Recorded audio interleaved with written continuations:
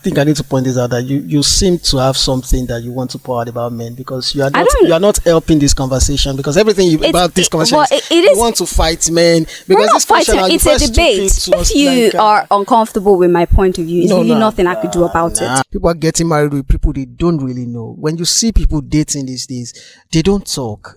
No, they do not know anything about themselves. That's why it's easy for you to marry someone that is going to tell people that he or she cheated because he or she wanted to do you a favor. If you know any doctor that does that, ask them. They have to prep themselves to tell a man that he's impotent, because his reaction first is denial. He would not believe immediately that he's impotent. He will say, check other things. There are so many women that are under the captivity of these people that wear suit and tie and they call themselves pastors.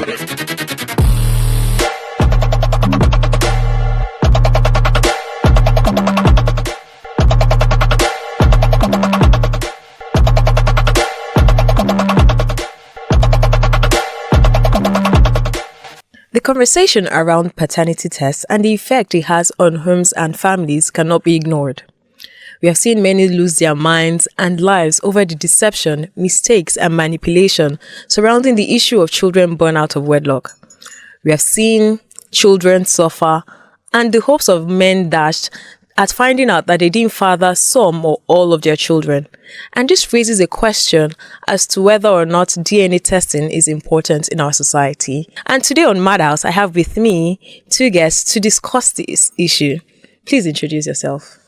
Hi, my name is Sage Babalola, broadcaster, red carpet host. My name is Ramsey. I'm the head of strategy at Rikisa, full experiential agency. Thank you very much for joining me. These days, social media has exposed us to a lot of conversation about DNA testing, the aftermath. We have heard a lot of bass and we have heard a lot of boast. But before we go into this, are you the first child of your family? I am, actually. Are you the first child? Second. So I've heard that a lot of first children are not fathered by their fathers. I want to hear your opinion about this, Sage. Well, I'm the first child and I'm very sure.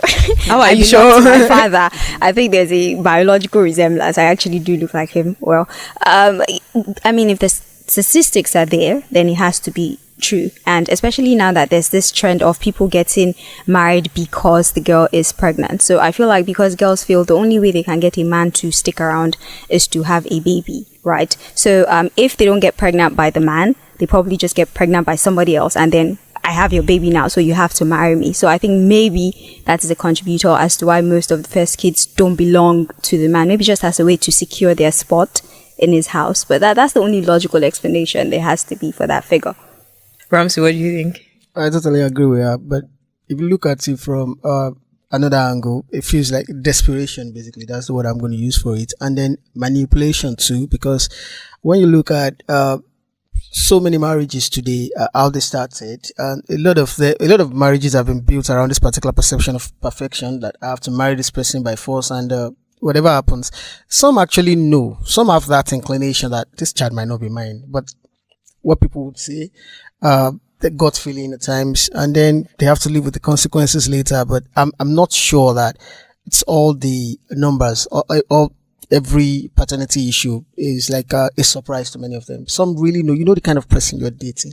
You just probably want to marry the person for feel good factor, and then for people to like, yeah, you got the lady, yeah. But then live with the consequences too. I used to watch Paternity Court, and even this morning I saw a video. I've seen that video over and over, but every time I see it, it's always very painful for me that this guy went to jail for 5 years because he didn't pay child support. Yeah. And then he came out of jail to find out that the child wasn't his. If it was Nigeria, hey, God, I beg. We have seen a story on social media where a guy killed his wife when he found out that his kids were not his. So in this situation, we see that people mostly go behind their partner to take DNA tests. Do you think it is right to do that? It's very tough to answer, to be very honest, and each to their own. You don't teach people how to react in certain instances. For example, you kind of figure that, probably you've seen something, probably someone you trust, and then 3 years down the line, you start seeing some things, and then probably you've seen the child too, like, people have started asking you questions like, when they start telling you this child looks like somebody's uncle that died 34 years ago, something like you should try to find like, resemblance. You start like feeling Nollywood about it. But then again, why marry somebody you cannot trust? But when you see reasons, and then because we have friends at the table of men, you hear a lot of things, even female, they tell you a lot of things, and then you go behind to do the test, you find out what you're looking for, you get what you're looking for. We cannot teach you how to react. What you want to talk about, the emotional investment in the child, the resources that you spent, the time, like you can get a lot of things back, but not the years that have been wasted. And then the fact that you have to look at that child, in quotes, bastard, and then have to look at that woman. It's never going to be the same. And I'm not supporting violence, but I will not teach anyone how to react. I've only ever maintained one position on this, and I'll still keep saying it, that allow people to enjoy the benefit that ignorance presents. It's very controversial. I would respond from a personal standpoint. I'm not going to have a kid outside my marriage when I get married, but say put myself in that position, I would really not enjoy my husband having a conversation with me where he sits me down and says, I'm going to go and test these kids because I have doubts that they're mine.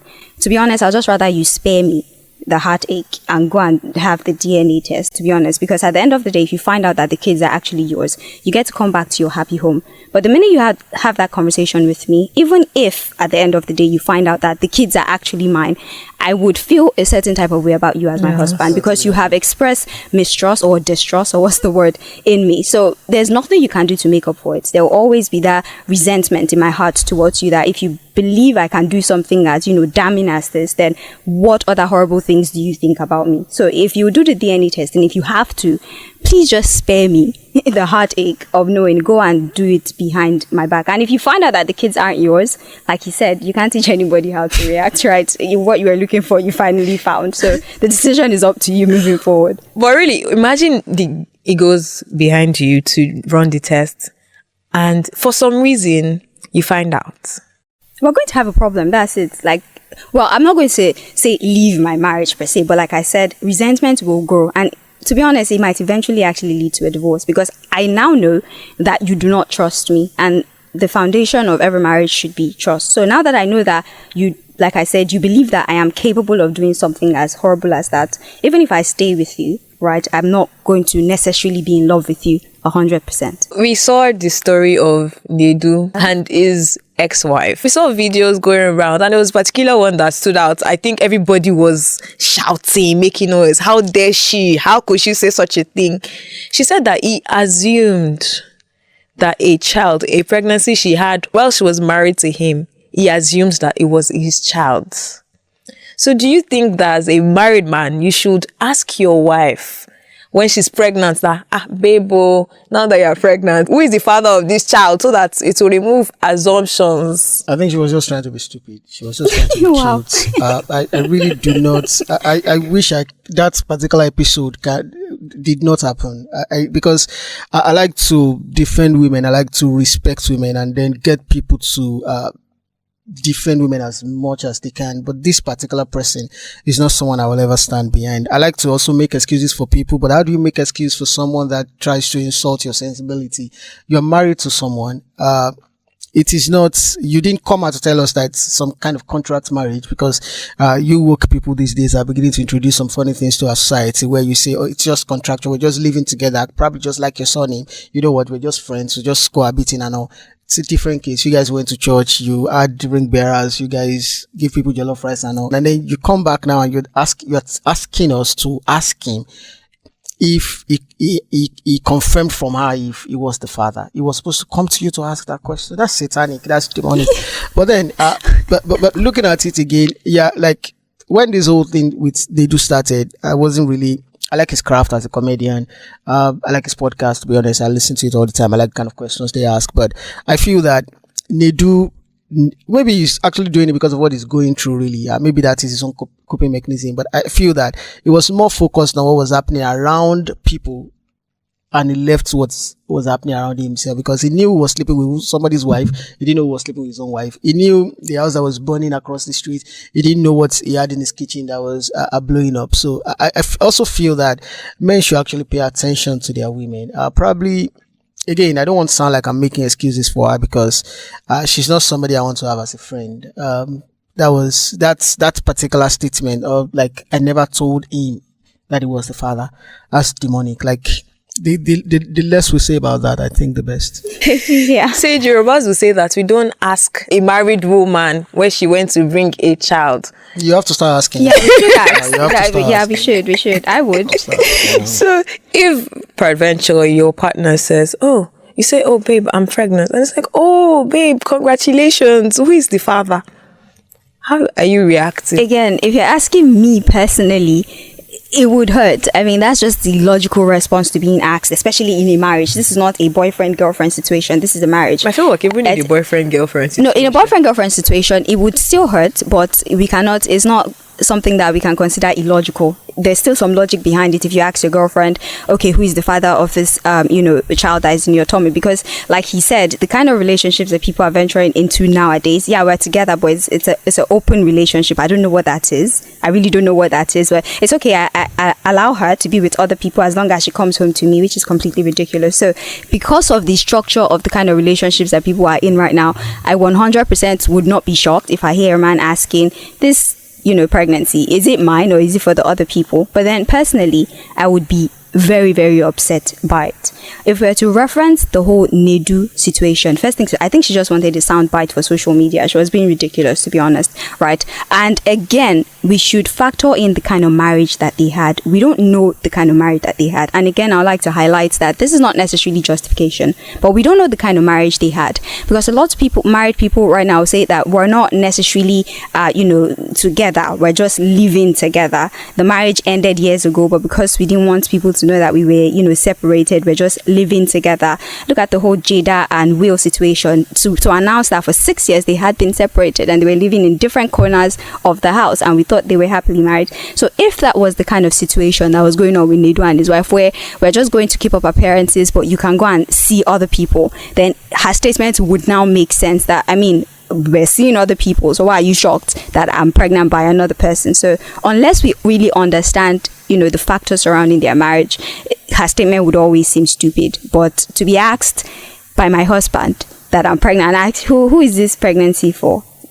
I don't know if I want to stay in that kind of marriage. I'm not sure there's any circumstance that can make what she said, that can make it make sense. I'm not sure there is. Like I said, the whole if you're separated, like even if they're separated, it would make sense. We're together. Not acceptable, Like, but it makes sense. There is nothing. It's a difference. I'm not saying it is acceptable, but it absolutely makes sense that we're together in the same building. We're not probably having single, but even intimate. We're not intimate, and we're seeing other people, and we're just together for social media appearances.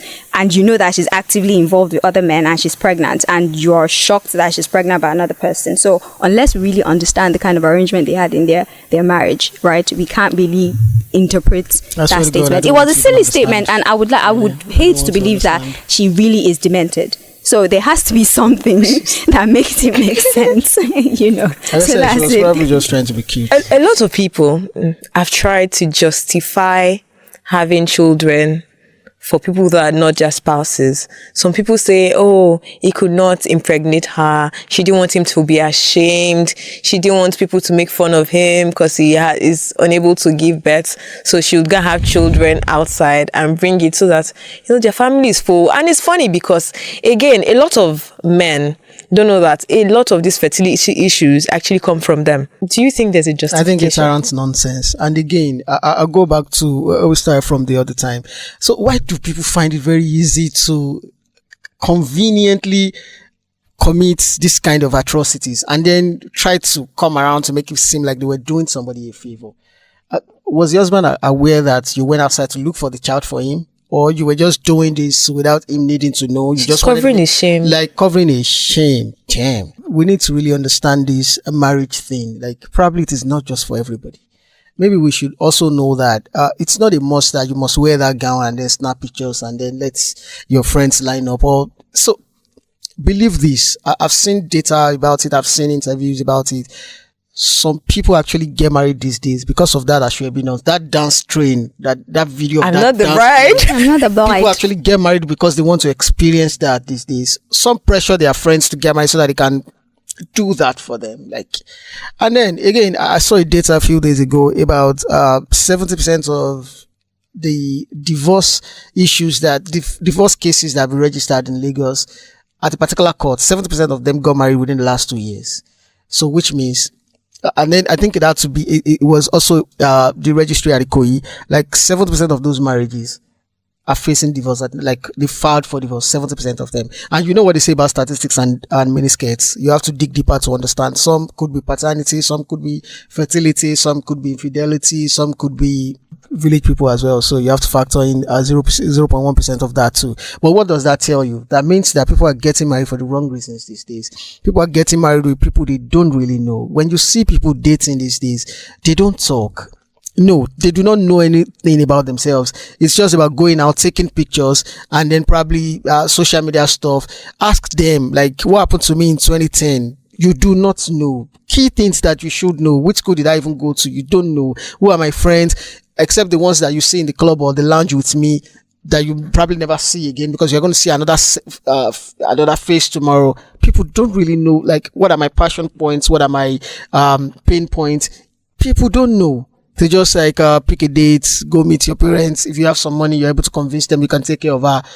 Really. And then it swings both ways, both genders.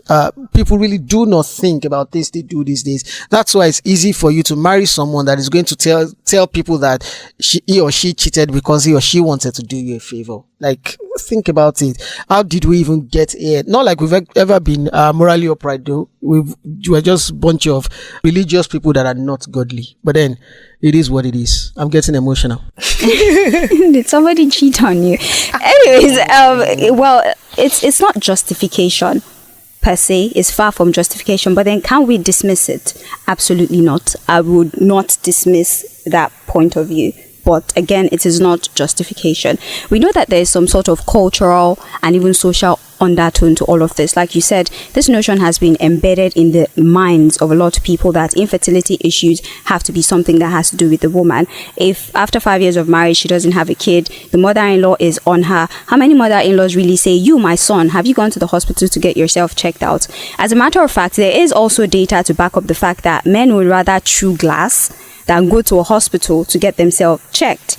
Are you the one that has, fertility issues? They feel it's embarrassing for them. And then there's an ego issue here. And aside from the women thinking they are protecting, the men, they're also protecting themselves. They do not want to be attacked and be considered the barren one. There's a lot of women who know that their husbands are the ones who have issues. They're aware.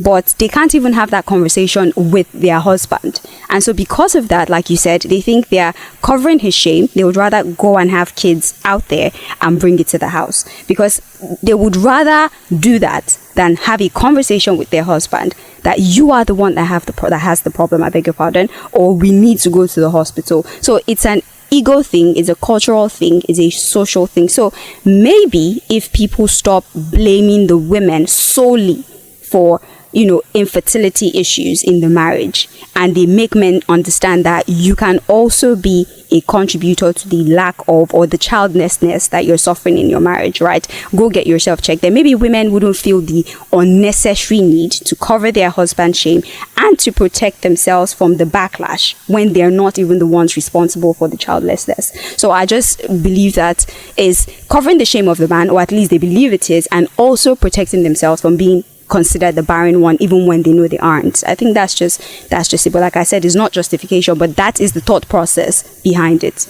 Okay, it sounds more like justification to me, and I'll explain why. There was a part where you said maybe they didn't want to talk to the husband, they're afraid of talking to the husband, or they cannot talk to the husband, so they rather go outside and look for solution and then bring the solution home. Again, I ask, why would you marry somebody you cannot Men talk are arrogant. to? Like that is generalization. Really. Men are arrogant. That's generalization. But they are, which is fine. But I say that if you are married to somebody you cannot talk to, then it's a complete waste of time. You're risking your mental health. You're basically just somewhere where you're going to get punished. But you can barely talk to majority of men about issues like that. Majority of men, really. Yes. I don't know where you I don't know where you got that data trust from. Me. But the thing is, I am truly aware. So majority of the time when people say trust me, it's a lie. I was being sarcastic with it. So the thing is, I do realize that majority, or a lot of, don't let me say majority, a lot of fertility issues in marriages out there today are probably from the men, and many of them maybe do not know because of, yes, how the society see things. It is always the women that are going to church to pray. The men are probably just lounging somewhere, probably because of what they've drank in the past, what they've taken in, or maybe genetic issues and all. But I do not believe that discussing this kind of key issue with your husband is a problem. I do not believe it. Have you seen I have friends, conversation on I have impotence? friends, and It's hard. Again, when you post this thing online, will you find what you're looking for? If you're looking for a particular set of comments that are only from female, you will get it. If you're looking from, see, whatever it is you're looking for online, that's what you're looking for, you will find it. My stand is, I agree that a lot can be solved when people realize that the problem is not the woman. But I do stand on it that I don't think not talking to the man because you feel he's not going to listen, or because you feel that his ego is going to rise above the situation, is the right way to go. And there is the justification to go outside, look for a solution. You probably just want to do that before you're just looking for an avenue to do it. Again, I do not believe that. Yeah, I know that some men can be arrogant. Some men can be like, I'm the man. I've not heard that in a while. I'm the man in this house. No, it is the person that has money that is the man now. I've not heard that in a long while. Like, you should pay attention.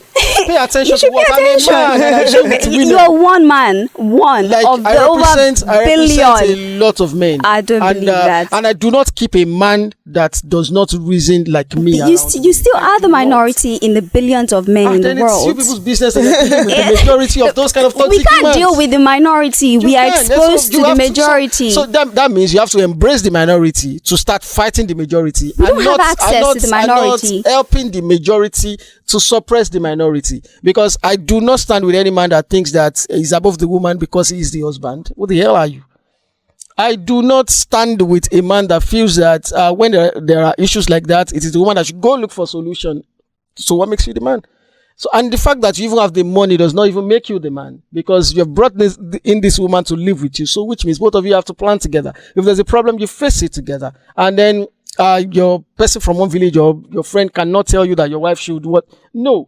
So, if the wife is cheating, let us deal with the cheating wife and not say it's because she wasn't able to speak to the man. No, you just wanted to cheat before. You were just looking for... No, we didn't say it is because. There's a thought process behind it, and so, that is the thought process. This thought process thing that we cannot investigate. People think about the things they do. Break down.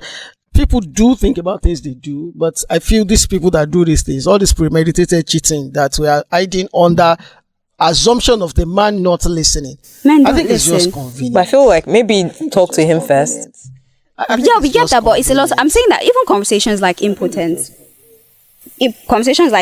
there's, when we had our psychology class, because I do have a medical degree, when we had our psychology class, right, we had conversations. Some people were broken into groups, have conversations. We were attached to the doctor, the fertility doctor, right, to have conversations about impotence, which is why I referenced it, because at least I know personally how that was. We're put with the doctor that would tell the man that you are impotent, like the medical diagnosis. You should have seen the, should I say, reservation that even the doctors, not scared per se, but have reservations about approaching the man, like they're doing extra prep to tell a man that he's impotent. It's not a lot of doctors that have to prep themselves to tell a woman that she's barren. The worst they're going to do is provide a counselor that when she starts to shed tears, that's going to help her. But doctors do, if you know any doctor that does that, ask them. They have to prep themselves to tell a man that he's impotent, because his reaction first is denial. He would not believe immediately that he's impotent. He would say, check other things. So there is the factor of men refusing to believe that they're a problem. Like I said, maybe not every man, but when it comes to issues like that, sexual, should I say, presence of a man is a big deal for him. So when you tell a man that you're shooting blanks, you're not telling him that your football club lost the game. You're telling him that he cannot, leave his legacy. It's a big deal for men. So that a woman is afraid to tell a man something like that is not an inconceivable thought. It's understandable that a woman will be afraid to have the conversation with her husband that you're infertile. That's all I'm saying. I'm not saying that it's justification. To you, like, I really, because I needed to understand where you're coming from. And while I do sympathize with the kind of men that you've seen, I don't really like men. To be honest, I don't like them very much. I feel so sorry, because it means that it must have really been difficult. But again, that is not my own story. So let's look at it from this angle.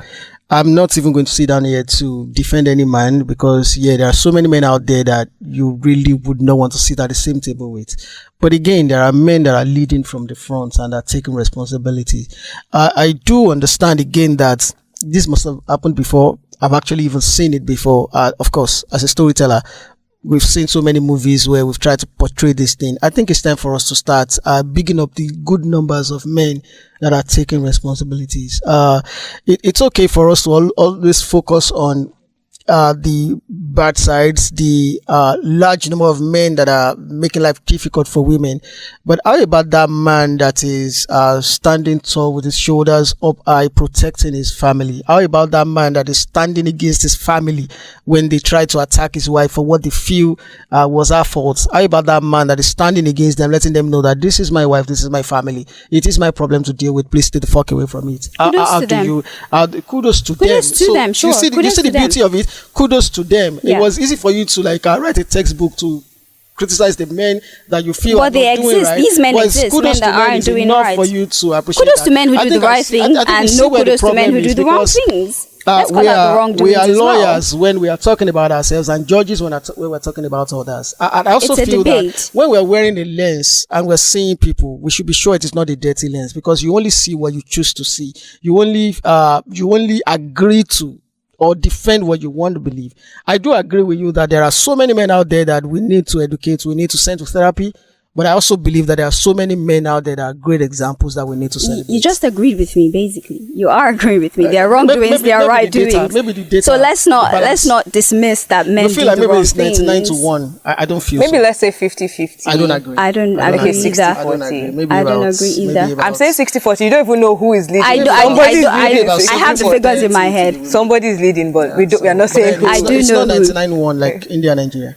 A story trended a while back on social media where a woman said that she has 5 children, and of her 5 children, 1 belongs to her husband, 3 belongs to the pastor, and 1 belongs to the meat seller. In this situation, what do you think could have caused this? I'm really worried about the mid-seller part, and I really do not want to say things that I'm not supposed to say on air. But then, you see that pastor part, we're not ready for that conversation. Yeah, we're not ready for that conversation. And, sweet baby Jesus. I really do not feel that we want to go there, because there are so many women that are under the captivity of these people that wear suit and tie and they call themselves pastors. And then, really, I don't think I want to go there. I just feel that this particular story that you've told is a very unfortunate one, but it's very difficult to discuss because the husband is not impotent, as you've said. At least he has a child with the woman. They should celebrate grace. And then the one for the meat seller, I really cannot place it. And all Nollywood stories coming to my head right now are leading to maybe he has a big or something, or I do not even understand, or maybe our ex or something of a long time ago.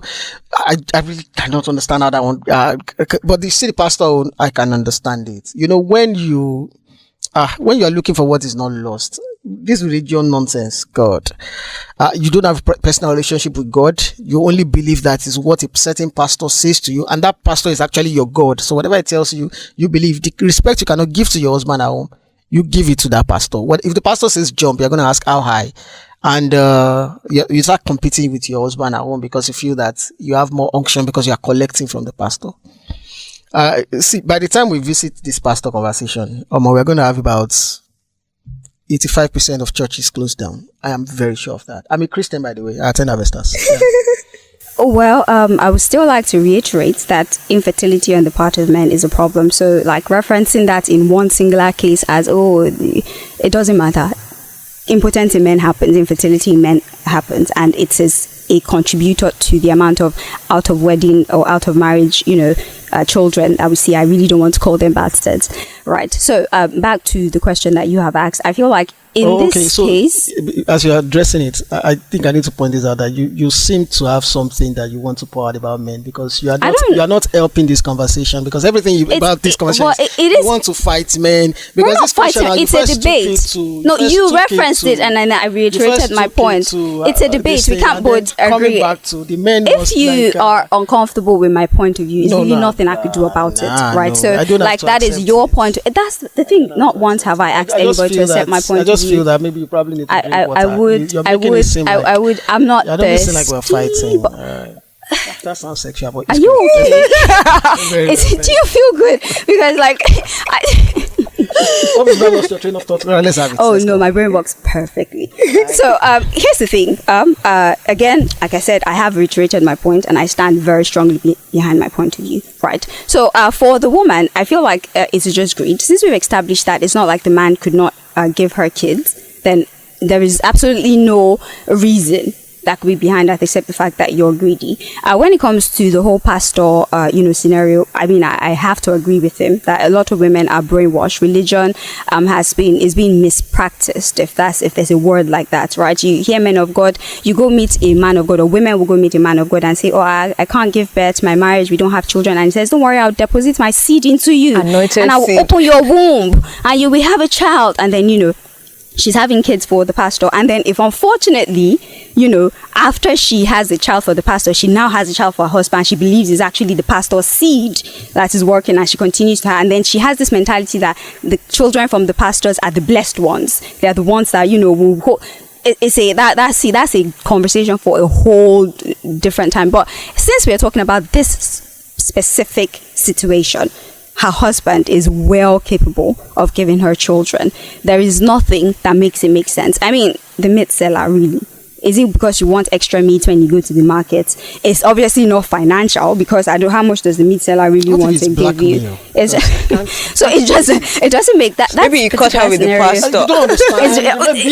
It's ridiculous, to be honest. It's ridiculous. There's no explanation for that. So as long as there was nothing that said you had issue with not being able to give birth in your marriage, so the pastor, the meat seller, the electrician too. So it's just ridiculous, and I just feel some people just cannot help it. They want to be distributors, and I think that's what that woman was, a distributor, and she wanted to spread her seed across the nations. So I really don't have much to say about that. Looking at it this way, if you find out that for some reason some of your children do not belong to you, what would you do? Whatever answer I give right now is going to be false, because you don't know how you're going to react to things until it actually happens to you. The reason, one major fear that I actually have in life is divorce. Like, I don't fear death anymore. I've lost both parents. I don't fear poverty. I work very hard. But you see, divorce, I dread it, because I've seen firsthand what divorce can do to children. Of course, I've seen children from broken homes that are successful, but what is the ratio? I really do not know. I'm going to be really heartbroken. I'm not sure I'm going to be able to come back from it. I'm a very emotional person. I still feel that I don't see how it's going to happen to me, but of course, life knows how to. Also, I'm an Arsenal fan, so I've been through it all. Now, I hate the fact that I'm even thinking about the possibility of this. Like, really, I'll not be able to sleep well. I really do not see I'm going to come back from that. It's going to be really difficult, because consider leaving your wife. I won't consider leaving her. There's definitely no marriage after that. There is definitely no marriage after, because no matter how much love you have for this person, each time you think about it, yes, we want to forgive, yes, you're forgiven, but the fact, and then it's how I get to find out also matters too. So if it's something that I got to find out by accident, or by, men, the way we brag among our friends, and then probably someone finds out and the person wants to embarrass you at the table of men, and then brings it up, and then, this social media, you just wake up on Twitter one day and you find your own story. There's a possibility of that. And then you now want to bring up, will you leave your wife? Come on, don't gaslight me. No, it's a question. Why? I understand you're emotional, but I'm looking at the possibility of it, and what I'm most likely going to do. I think I'm just going to hope and pray that it doesn't happen to me, because I really do not see. I've seen the best of men broken by this particular thing, and no matter how strong you are, except that, of course, you also is calm yourself.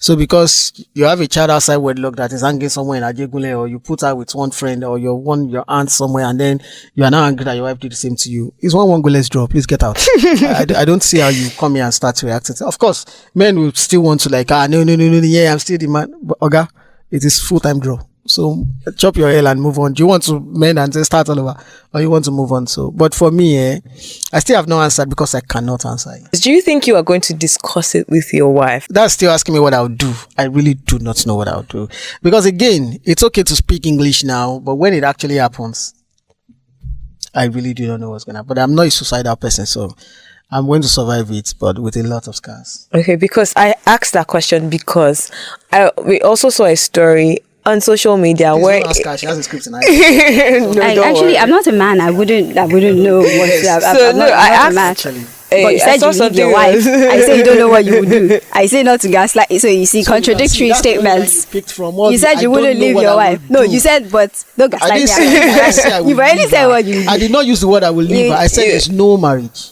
So what does that mean? You can be in the same house and you've left. You could have said that you would have left. We can do this. The semantics doesn't mean anything.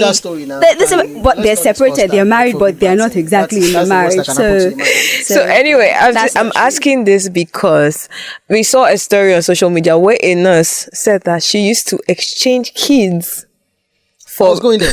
And I was going there. When we were talking about the first one before, like, so we've seen stories of women that got their kids exchanged.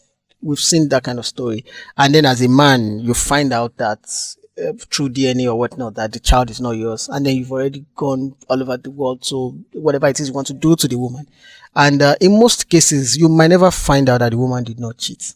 In most cases. Okay, so what are the odds that you find a nurse that will confess that the child was changed? That's why I asked What if are you the would tell odds? your wife, because if you tell your wife, then she can say, oh no, never, it's impossible, and then you take steps from there. Another angle to that, if I'm not thinking about myself, I might be emotional if I'm thinking about myself. Another angle to that is, you know the kind of woman you are married to. You know. When a man knows, a man knows. You know. Someone that didn't do that when you were growing up, someone that didn't do that when she had reasons, she probably had, because men are very foolish. So he has done a lot of things and you still decide to stay. And then why would she want to do that? So you were like, benefit of that. I want to find out. I don't believe my wife did this. So there's that.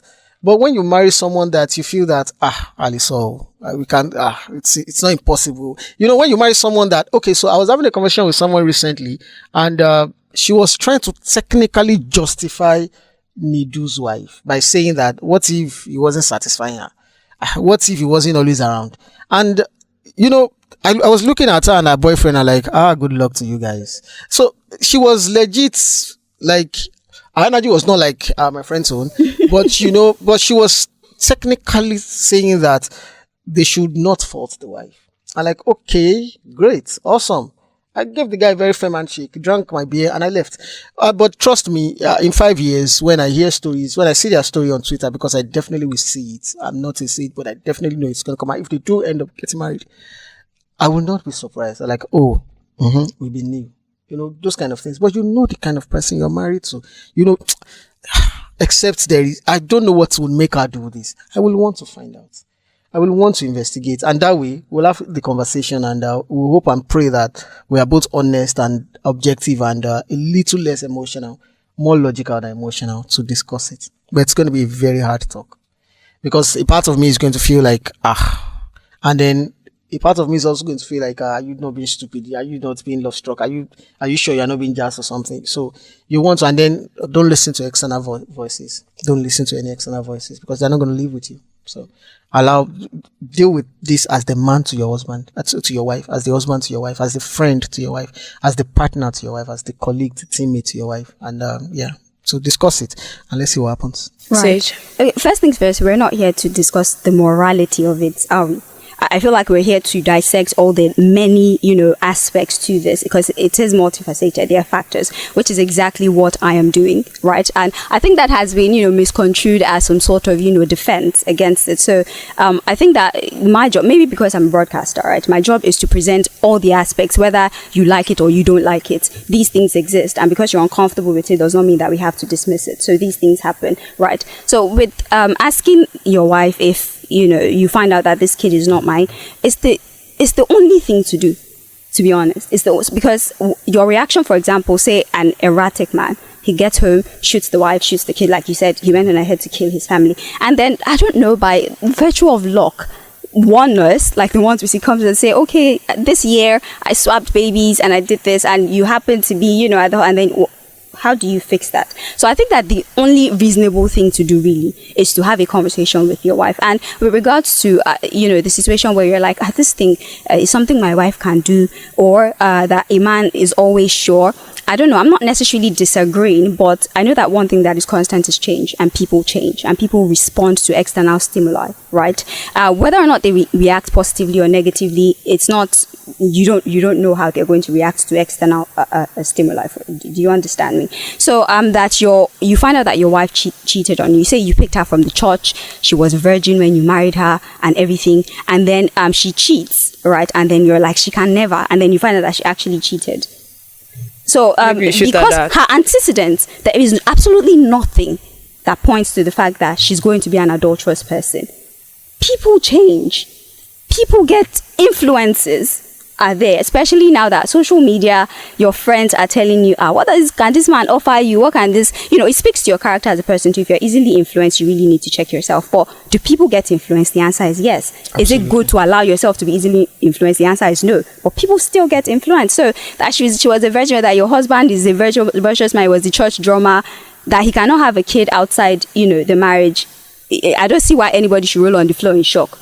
He's a person, and people respond to external stimuli, like I said. So I don't think you say, she can never. If you say a person can never, they will never never before. Never. They will never on you like never before. So I just, as much as I would like to trust my spouse 100%, and I really hope that I get the grace to do so. I don't know, maybe it's a mental reaction to the kind of environment I grew up in, or the things I saw, the kind of marriages I was around, which is quite unfortunate. I wish it was different. But I always leave that avenue for, what if they switch up on me? I have to be mentally ready for that switch. I don't want a situation where I'll be shocked and I'll react, in a terrible way. But like I said, it's not a great thing, but I always create that avenue for, people can't shock me no matter how much I love them. That's just how I operate as a person. So rounding up, do you think that you can accept the child of that kind of situation? Anything? Should the child suffer for the sin of the other parent? Uncle Ramsey. Hi.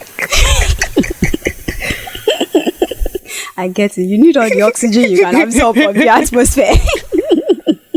Okay, so the thing is, it depends on so many factors, It depends on, again, how I found out. And secondly, it depends on the connection with the child at the time. For example, the child is probably a girl. I like female children, and she's say 5 years old. She has known me as daddy all her life. She's so fond of me. She wants to go out with me all the time. I'm always coming back home to see her in my shirts, see her trying to drag herself in my big shoes. See her, I cannot unsee that. I can't unsee all that. And that's why I said that's going to be the worst thing to happen to anyone, because where do you start from? Now you will never trust any woman again. No matter how, let Jesus Christ come as a girl, you will still tell her, God, get lost. That's what you will still say. So it's tough. Will I accept the child? Oh my goodness, I really do not want this to happen to me, but whatever answer I give now is going to be false, because like I said, you really do not know how to handle things until they actually happen to you. But I do not see myself throwing away a child that has been a part of me. It's just going to be like, already have half leg, so I should cut another one off. That's like me cutting out. Your dark humor is insane. That's that. I really do not. Please don't ask me this kind of question again, please. I don't know. I'm going to have nightmares for how many days for this question I'm asking now, because no, it's not possible. Because we've had friends that we had fallouts, and then you really miss the friend, and this is not someone that this is not your blood, but because we shared one or two things together, we had breakups in the past. I feel like this should not happen. But a child, even if you find out at the end of the day that this child is not yours, the only challenge that's going to come up is when, of course, as Yoruba guy, I've seen men come in to say they want their child, and then if they go to court of public opinion, they will tell you Babalola. So you have to lose the child. You've technically lost the wife, and in fact, that child is probably going to hurt way more, or 50-50. If there's no father that is looking for the child, there are high chances that I'll keep the child. For me, it would mean that I find out that my husband has a kid with somebody else, right? If I say I don't want the child, anybody who hears that will say I'm just downright evil, to be honest. For women, it's different. For men, it's different, and that's just the truth. As much as we say equality, it's not. I don't know. This is exactly what I'm saying. I feel you just solidified my points. Now, I'm not saying that you're wrong in believing what you believe, but when we've been taught something for so long that we don't understand an alternative, even if it is being presented. And I'm saying that because I'm so sorry. I thought maybe you are the one with the child. No, the husband. Like the husband my husband has a kid. As a child, no.